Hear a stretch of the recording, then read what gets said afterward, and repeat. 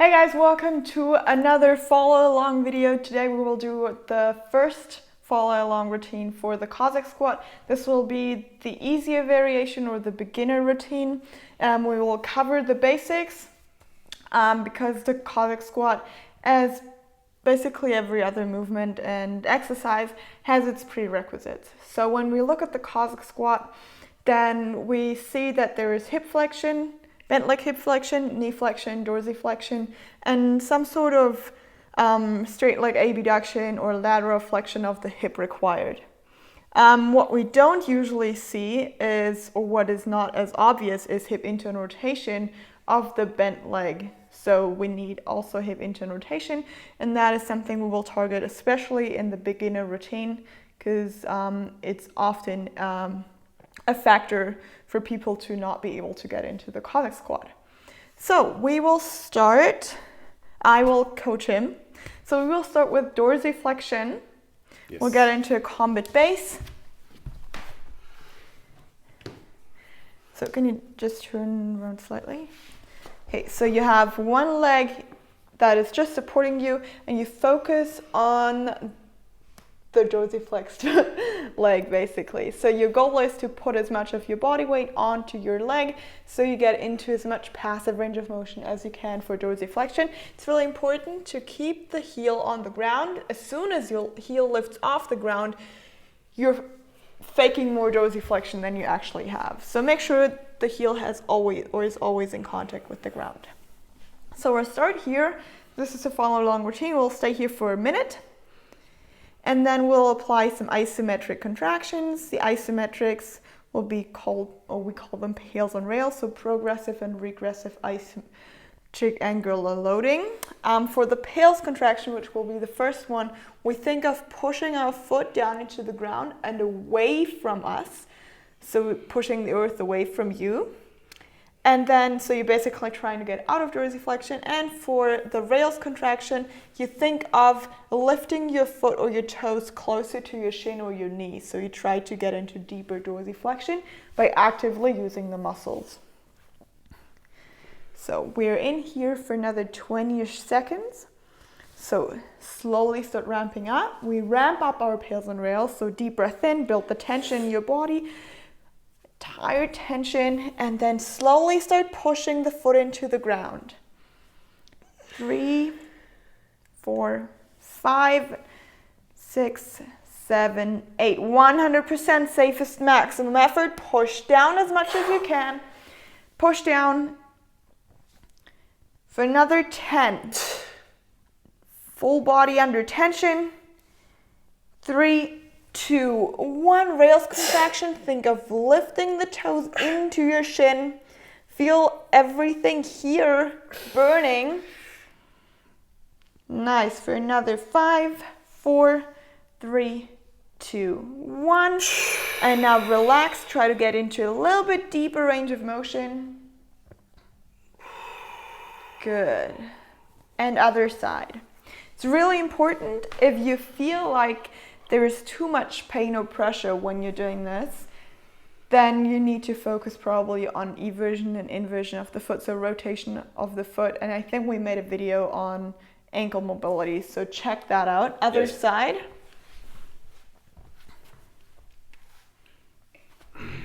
Great. So we're in the stretch for another minute. We apply the pails and rails again. You want to feel the stretch on the posterior side of your leg, so right behind the calf muscle. And then you also want to make sure that the heel is always in contact with the ground. Try to get into as much dorsiflexion as you can, putting your weight on top of your leg. And try to also get your knee directly over in line with the toes. And don't flare it to the left or to the right. Great. Deep breath in. Slowly start building up the tension. Start slowly applying pressure down into the ground. And then spread the tension throughout your leg, throughout your torso, throughout your arms. Ramp up. 5, 4, 80%, 90%, 100% safest maximum effort. Push down as much as you can. Great. 5, 4, fight for this. 3, 2, 1, and think of lifting the foot off. Stay in your max end range of motion and think of lifting off as much as you can. Keep the heel on the ground. Feel the pressure in the front of your foot. 3, 2, 1, relax. Try to get into a little bit deeper range of motion. And come out. Great. From here, we will target hip flexion. So bent leg hip flexion. So we'll get into a lying position onto your back. And we will do passive range holds. So we want to hold our close to a passive end range of bent leg hip flexion. So the goal is that you basically, can you let go? This leg stays straight.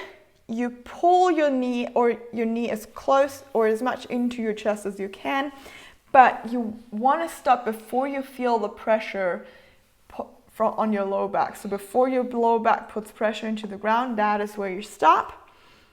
And then from there, you engage your core, you engage your hip flexors as much as you can in order to try or attempt to keep that leg in this position. And then you slowly start letting go of your hands until you feel like your leg will stay there and is safe to stay there. And that is where we hold it. 5, 4, 3, 2, 1. Reset. Pull your leg in closer again. We'll have 3 more reps of these. Deep breath in, build the tension, attempt hip flexion, hold it. 5, 4, 3, 2, 1, and reset. Remember, core is engaged. You want to make sure that your low back is not putting pressure into the ground. Deep breath in, pull in as much as you can, attempt hip flexion, and hold. 5, 4, 3, 2, 1, release. 1 more. Deep breath in, go into your max end range of motion, hold the contraction, and slowly let go of your hands. Hold it for 5, 4, 3, 2, 1, and release. Other leg. Good. So same procedure on this side. This leg stays straight. You go into as much bent leg hip flexion as you can. You want to make sure that the knee is facing forward. So basically directly next to your head or your ear. And not to the outside, okay? So you don't go into lateral hip flexion. From here, pull your knee in as much as you can. Again, make sure your low back is not putting pressure into the ground. Engage your core, engage your hip flexors, and slowly start letting go of your hands and hold it. 2, 1, and reset. Again, we want to reset for every single rep so we can make sure that we put 100% effort into this repetition. Deep breath in, pull it in as much as you can, and slowly let go of the hands. 5, 4, 3, 2, 1, reset. Nice. Deep breath in, pull the knee in, the leg in, hold hip flexion. 5, 4, come on, hold it. 2, 1, and release. 1 more repetition. Deep breath in. Pull it in as much as you can. Hold it. Build the contraction. 5, 4, 3, come on, fight. 2, 1, and release. Good. So next up, we will work on hip internal rotation. And for hip internal rotation, we need yoga blocks or books. And depending on how good your hip internal rotation is, that or the level of your hip internal rotation determines the height of the blocks. So what you want to do is sit on the blocks so that your femur is basically parallel to the ground. So you're not in hip flexion and you're not below 90 degrees basically. Okay, great. So from here, take a book or yoga block and squeeze it in between, or put it in between your legs and squeeze it with your inner thighs, with your legs, and then try to slide the feet out, keeping this line right here, attempting hip internal rotation. From here, we'll hold the stretch and we will apply pails and rails again. So the goal is that when we think of pails and rails, so progressive, regressive, isometric, angular loading, then we first go for the progressive side, and then we go for the regressive side. So regressive is the closing side, and opening side is the progressive side. So first, we're pushing down into the open side, and then we try to lift into the regressing side, so into deeper hip internal rotation. So slowly start ramping up your pails contraction and think of pushing the feet, both feet simultaneously, into the ground. So think of getting out of hip internal rotation. Start pushing them down. Inner thighs engaged a little bit. 3, 2, 100% safest maximum effort. Push as much as you can. 5, 4, 3, 2, 1. And now think of getting the heels or the feet further away from each other. Keep the block squeezed and think of lifting the feet away.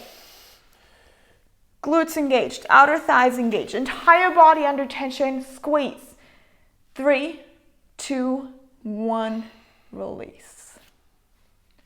Good. If you can, try to slide a little bit deeper for another 5 seconds. And relax. Good. So now that we've worked on a bunch of prerequisites, we're now going to go and work on we've worked mostly on the bent leg in the Cossack squat. We're now going to get into a modified Cossack, basically. And the goal here is to work on the straight leg.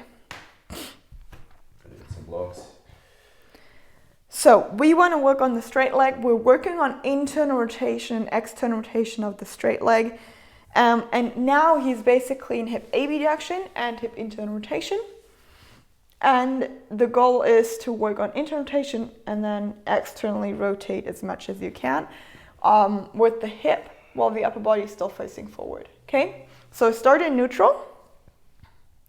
And then think of engaging your quad. We go for 5 repetitions each side. Engage your quad and then think of rotating the hip down. So your femur is going forward. Rotate as much as you can. Even if your feet touches the ground or your foot touches the ground, try to rotate a little bit further with the hip and then externally rotate. Knees straight, quad is engaged, and then glutes engaged. Try to externally rotate as much as you can. Try to not rotate with the foot, but with the hip. And rep number 2, internal rotation, squeeze out a little bit more at the end, and then externally rotate. Keep the tension. Back is straight, arms are straight, facing forward. And internal rotation, rep number 3. Squeeze out a little bit more, quad is engaged, externally rotate, glutes engaged. Squeeze out a little bit more external rotation, come on. And internal rotation, number 4. Nice. And externally rotate. Keep the chest facing forward. Keep the tension. And the last one, internal rotation. Squeeze out a little bit more, make this the best one yet. And externally rotate. Good. Release, other side.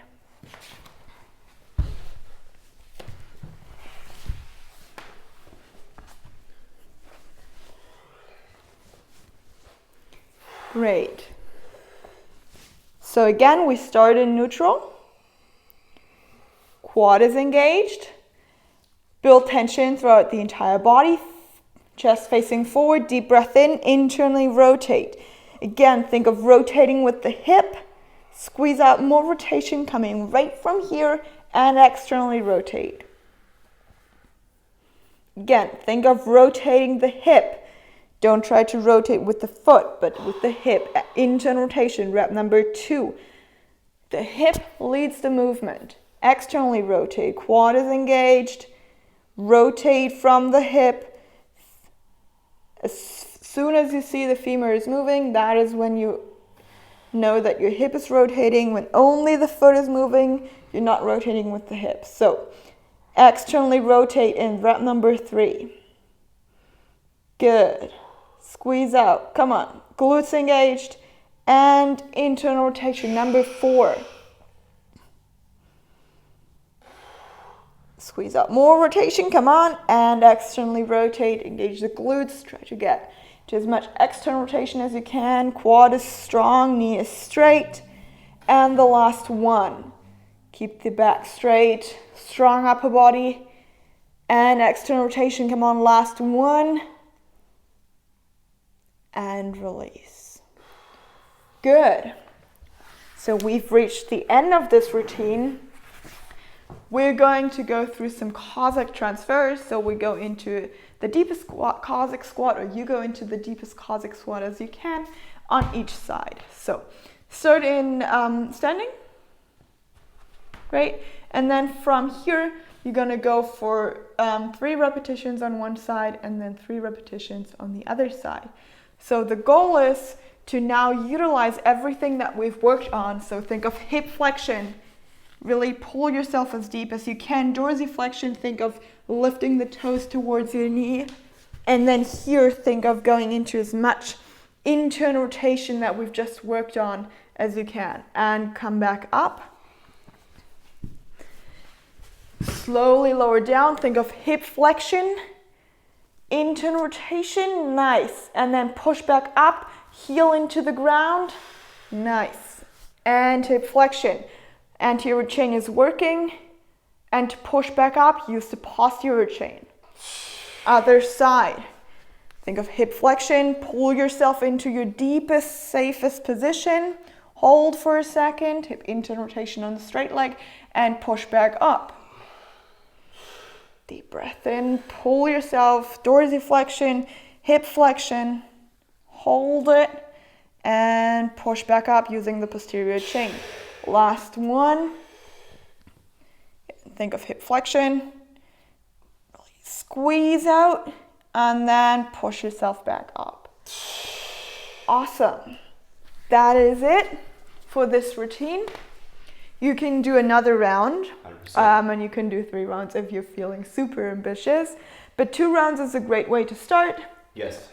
And yeah, that was basically the beginner or the easier version of the Cossack squat routine. We hope you enjoyed it. If you enjoyed this video, then please leave a thumbs up, subscribe to our channel to stay updated on all the mobility tutorials and all the things mobility and strength related, and we're looking forward to the next one.